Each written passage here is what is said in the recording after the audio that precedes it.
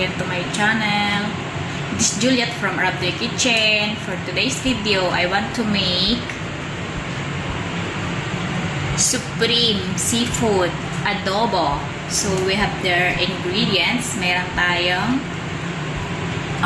cocktail seafoods. Nandiyan lahat ng squid, yung mussels, yung shrimp, yung tahong.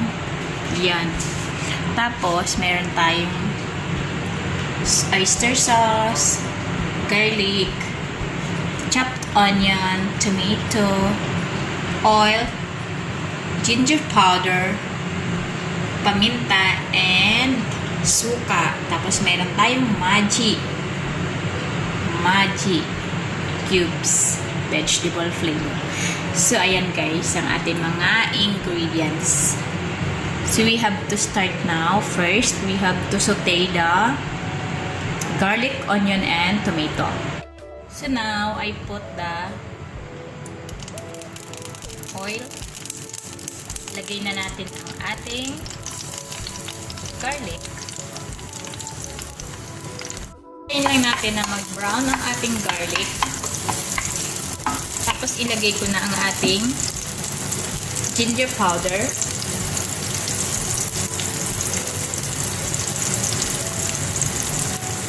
Dagdagan natin para tapos ilagay na natin ang ating sibuyas. Ayan, medyo maamoy na. Naamoy ko na yung garlic. Ilagay na yung sibuyas.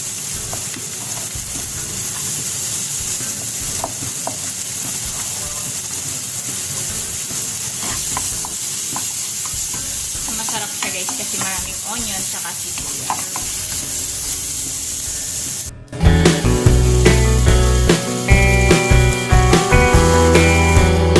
Ilagay na natin ang ating kamatis.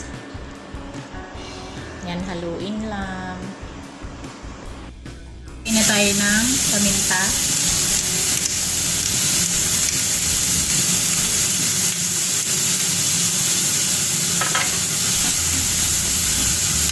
At ang ating nor cubes. Vegetable nor cubes.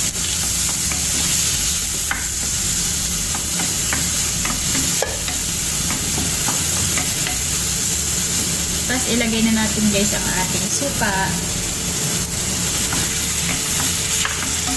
3 tablespoons.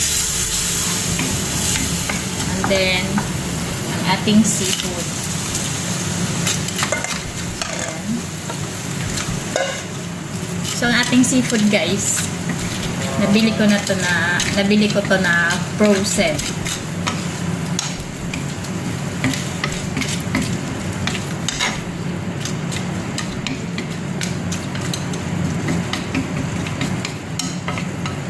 Ayan, takpan lang natin.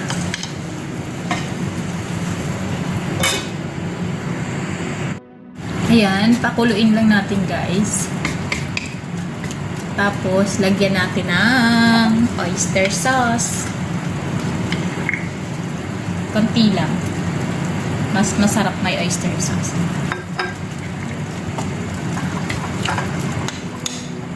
So, cover lang. Tapos, luto na ang iyong seafood adobo.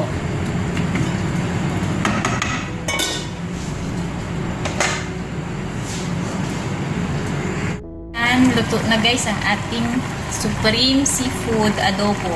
So masarap siyang may sabaw-sabaw guys. Hindi ako naglagay ng sabaw kasi nagtubig na lang yung mga seafoods natin. So ayan, luto na siya. Pwede nang i-serve.